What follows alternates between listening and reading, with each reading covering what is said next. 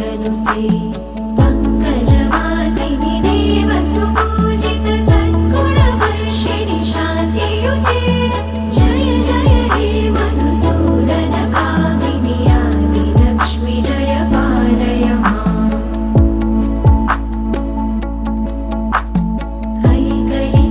ऐकलिकल्मषनाशिनि कामिनि वैदिकरूपिणि वेदमये क्षीरसमुद्भव मङ्गलरूपिणि